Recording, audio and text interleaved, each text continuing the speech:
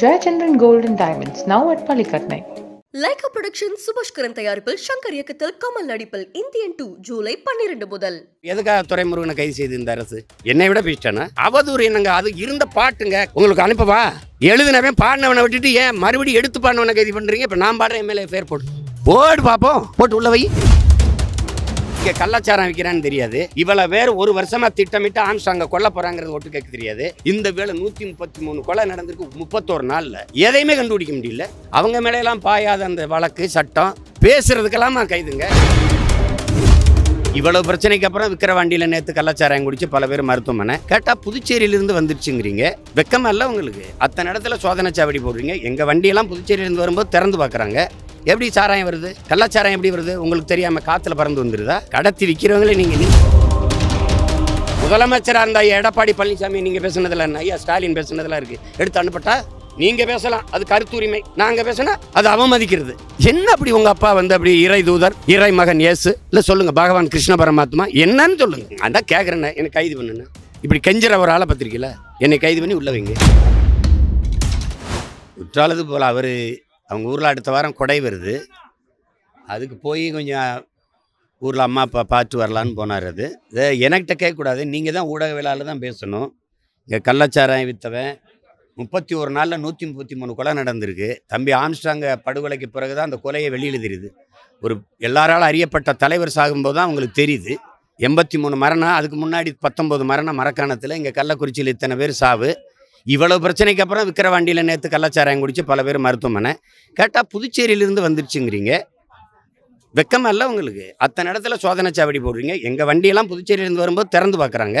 எப்படி சாராயம் வருது? கள்ளச்சாராயம் எப்படி வருது? உங்களுக்கு தெரியாம காத்துல பறந்து வந்துருதா? கடத்தி விற்கிறவங்களே நீங்க கொலைகாரர்கள் சாராய ஆலை அதிபர்கள் கையில் ஆட்சியை கொடுத்தீங்கன்னா சாராயத்தை எப்படி ஒழிப்பீங்க? கொலையை எப்படி தடுப்பீங்க? அவங்க மேலையெல்லாம் பாயாத அந்த வழக்கு சட்டம் கைது. ஒரு பேசுறது மேடையில். இப்போ எதுக்காக துரைமுருகனை கைது செய்து இந்த அரசு? என்னை விட பேசிட்டானா? எம்எல்ஏ நீங்கள் பெரிய அதிகாரத்தில் இருக்க பெரிய பவர்ஃபுல் கிங்கு தானே நீங்கள். என்னை கைது பண்ணுங்க பார்ப்போம். என்னை சுற்றி இருக்கிற கைது செஞ்சு எனக்கு நெருக்கடி கொடுக்குறது இது ஒரு ஆட்சி முறை. சரி, எதுக்காக கைது சொல்லுங்க? அவதூறு என்னங்க? அது இருந்த பாட்டுங்க. எழுதினவன் பாடினவனை விட்டுட்டு ஏன் மறுபடியும் எடுத்து பாடினவனை கைது பண்ணுறீங்க? இப்போ நான் பாடுற எம்எல்ஏ பேர் போடு பாப்போம், போட்டு உள்ள வை. நீ புள்ள பூச்சி பிடிச்சி விளையாடுவா ராஜா? தேலு பாம்பு நட்வாக்கிலே பிடிப்பியா? புலி சிங்கத்தோட மோதுவியா? முன்னாள் முதல்வர் நீ. உங்க அப்பாவை நீ அதிகாரத்துக்கு வந்தோன்னா புனித பட்டம் கட்ட பார்க்குற துரோகி. தமிழ் பேரினத்திற்கு பச்சை துரோகி. யார் தர்க்கம் செய்வா? அதிகாரம் வந்தோன்னா உங்க அப்பாவுக்கு புனிதர் பட்டம் கட்டிடுவீங்களா? செஞ்ச துரோகமெல்லாம் மறந்து போயிருமா? இந்த நாட்டில் தமிழர் இன வரலாற்றில், அரசியல் வரலாற்றில் தீய ஆட்சியின் தொடக்கம், தீய அரசியலின் தொடக்கமே ஐயா கருணாநிதி வந்து உட்கார்ந்த பிறகுதான். யாராவது மறுக்க முடியுமா? வேற நீங்க அண்ணா வரைக்கும் இந்த அரசியல் வரலாறு எடுத்து பாருங்க. எவ்வளவு நாகரிகம், எவ்வளவு கண்ணியம். இவர் வந்த பிறகு நடந்ததை பாருங்க. அதுக்கு பிறகுதான் ஊழல், லஞ்சம், கொலை, கொள்ளை, அவதூறு பேச்சுகள், அநாகரிக அரசியல், சாராயம் இதெல்லாம் எப்போ வந்தது? முன்னாள் முதல்வரை பேசவே கூடாதா? உங்க கட்சிக்காரங்க, உங்க வாடகை வாய்கள், நீங்கள் எல்லாம் முதலமைச்சராக இருந்த எடப்பாடி பழனிசாமி நீங்க பேசுனதுல என்ன? ஐயா ஸ்டாலின் பேசுனதுல இருக்கு. எடுத்து அனுப்பட்டா நீங்க பேசலாம், அது கருத்துரிமை. நாங்க பேசினா அது அவமதிக்கிறது. என்ன அப்படி உங்க அப்பா வந்து அப்படி இறை தூதர், இறை மகன் இயேசு இல்ல சொல்லுங்க, பகவான் கிருஷ்ண பரமாத்மா என்னன்னு சொல்லுங்க. இல்லை இதுவே இன்னும் முடியல. ஒரு அதிகாரி நீங்கள் எஸ்பியா வச்சிருக்கிறீங்க, இந்த வருண்னு. அவர் எங்கள் ஊருக்காரு, உரப்புலிக்காரரு. தொடர்ச்சியாக அவர் விளையாட்டு ரொம்ப அதிகமாக விளையாட்டு. தேவர், நாடாரு, கோனாரு, தேவேந்திரரு யாரையுமே அவருக்கு பிடிக்க மாட்டேது. ஏற்கனவே குண்டாசு இங்கே வந்து வேற இடத்துல வழக்கு இங்கே வர சொல்லி சென்னைக்கு கொண்டு வந்து சேர்க்க சொல்லி உள்ளதுக்கு குண்டாசில் போட்டது இதே வருண் ஐபிஎஸ் தான். நீங்களே பாருங்க. இது வந்து ஏன்னா தம்பி உதயநிதி கூட இருக்க ரத்தீஷ் தான் இந்த அதிகாரிகளையெல்லாம் பணியிட மாத்துறது, பணி உயர்வு செய்கிறது எல்லாம் அவர் கூட இருக்காருங்கிறதுல நீங்க அடிக்கடி கை வச்சு விளையாடுறாரு அந்த வருண் ஐபிஎஸ். உண்மையிலே நீங்க என்ன வேணா ஆதாரங்களை தர்றேன். விரட்டி தேவர், தேவேந்திரரு, நாடாரு, கோனாரு, அவர் வன்மம். அதே தானே நான் பேசுறேன். என்னைய தொட வேண்டியதானே நீங்க? அதான் கேட்குறேன். எனக்கு கைது பண்ணுன்னு இப்படி கெஞ்சுற ஒரு ஆளை பத்திரிக்கையில் என்னை கைது பண்ணி உள்ள வைங்க. பேசுறதுக்கெல்லாமா கைதுங்க? நீங்கள் ஒன்று கேட்குறேன். சவுக்கு சங்கர் பேசினார், அவ்வளோதானே. அதிகபட்சம் ஒரு 10-15 நாள் 20 நாள் வைக்கலாம், ஒரு மாதம் வைக்கலாம். எவ்வளோ நாள்? சரி, ஃபெலிக்ஸ் என்ன பண்ணார்? டெல்லியில் இருக்கிற ஃபெலிக்ஸோடைய அலைபேசியை ஒட்டு கேட்டு டெல்லியில் இருக்காருன்னு போய் கைது பண்ணி உள்ளே கொண்டு வர தெரியுது. இங்கே கள்ளச்சாரம் விற்கிறான்னு தெரியாது. இவளை வேறு ஒரு வருஷமா திட்டமிட்டு ஆம்ஸ்டாங்க கொல்ல போறாங்கிறது ஒட்டு கேட்க தெரியாது. தெரியாதுல்ல. நான் எங்கள் ஆத்தாவுக்கு அரணியூரில் பேசுனேன்னா அது ஒட்டு கேட்க தெரியும். டெல்லியிலும் கேட்க தெரியும், இங்கேயும் கேட்க தெரியும். சீமான் யாரோட என்னென்ன பேசுகிறான்லாம் பதிவு பண்ண தெரியும். இந்த வேளை 133 கொலை நடந்திருக்கு 31 நாளில்.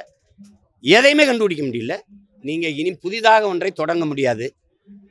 இருக்கிறதே விரிவாக்கம் செய்து கொள்ளலாம்னு ஒப்பந்தம் போட்டு அதானிக்கு கொடுத்தது ஐயா தான், ஐயா கருணாநிதி அவர்கள் தான். ஏற்கனவே நீங்கள் ஒன்றெல்லாம் கவனிச்சுக்கணும். ஏற்கனவே நமக்கு இருக்கிற தாத்தா காமராஜர், நம்ம பாட்டனார் வஉசி பேரில் இருக்கிற துறைமுகங்களில் வேலை நடக்கலை. புள்ளி விவரத்தோடு நான் சொல்கிறேன். 50 விழுக்காடு 60 விழுக்காடு 40 விழுக்காடு தான் வேலை நடக்குது. எந்த சரக்கும் போகாமல் எந்த சரக்கும் இறங்காமல் தேங்கி நிற்கலை. அப்படி இருக்கும்போது அதுக்கே வேலை இல்லாத போது 6111 ஏக்கரில் காட்டுப்பள்ளியில் கடலில் தரையில் ஆறுகளில் இதில் 6111 ஏக்கரை எடுத்து கொடுக்க வேண்டிய அவசியம் என்ன? இந்த துறைமுகத்தை அதானி கட்ட வேண்டிய தேவை என்ன? துறைமுகம் அதானிக்கு, ஏர்போர்ட் அதானிக்கு. அப்புறம் நாடு என்ன செய்யும்? விளிங்கத்தில் துறைமுகம் அதானி கட்டுவார். ஏற்கனவே இருக்கிற துறைமுகங்களில் என்ன பிரச்சனை? இந்த துறைமுகத்தில் இவருக்கு தனியார் முதலாளிக்கு வேலை வரணும் தான் நீங்கள் சாகர் மாலா திட்டத்தை கொண்டு வரீங்க.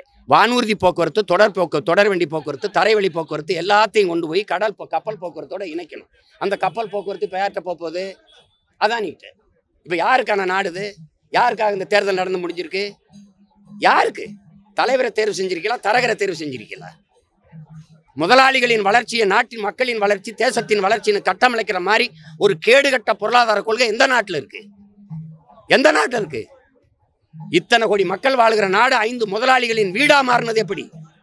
இது நான் இருக்கிற வரை நீ அதானியில் நீ அதானி வந்து இங்கே காட்டுப்பள்ளியில் துறைமுகம் கட்டிட்டோம். கொற்றலை யாரு, கொசத்தலை யாரு? சென்னையில் விழுகிற நீர் ஓடி போய் அந்த முகத்துவார் களிமுகத்தில் போய் கடலுக்குள்ள கலக்கிற இடத்துல மதில் சுவரை கட்டி அதானி எழுப்பியிருக்காரா இல்லையா?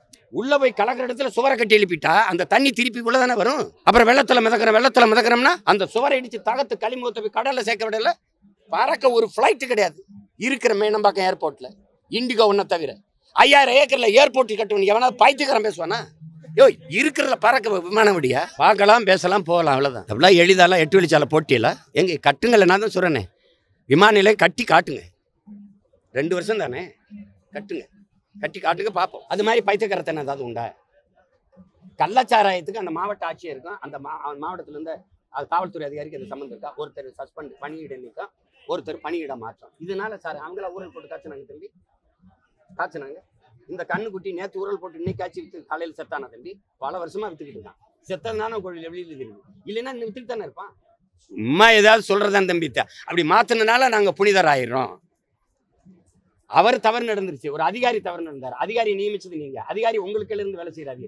நீங்க தார்மீகமா முதலமைச்சர் பொறுப்பேற்று விலகணும்ல. அரியலூர் அந்த ரயில்வே விபத்துக்கு அன்னைக்கு அமைச்சரா அந்த லால் பகதூர் சாஸ்திரி நேர்மையா நான் பதவியில் இருக்க தகுதியற்றவன் நீக்கினார். அரியலூர் விபத்துக்கு அவருக்கு என்ன சம்பந்தம்? அப்படி ஏதாவது பொறுப்பேற்பீங்களா? உங்களுக்கு கீழே இருக்கிற இவ்வளவு குற்றச்செயல் வருது, நான் இது இருக்க தகுதி இல்லாம நீக்குங்க. குறைஞ்சபட்சம் அந்த பகுதியில் இருக்க உங்க சட்டமன்ற உறுப்பினர் ஒரு அவங்களாவது விலக சொல்லுங்க பாப்போம்.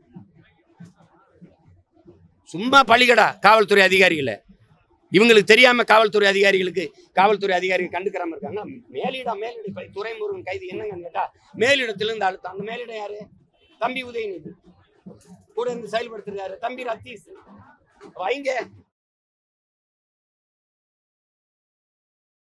Jayachandran Gold and Diamonds, now at Palikatnai.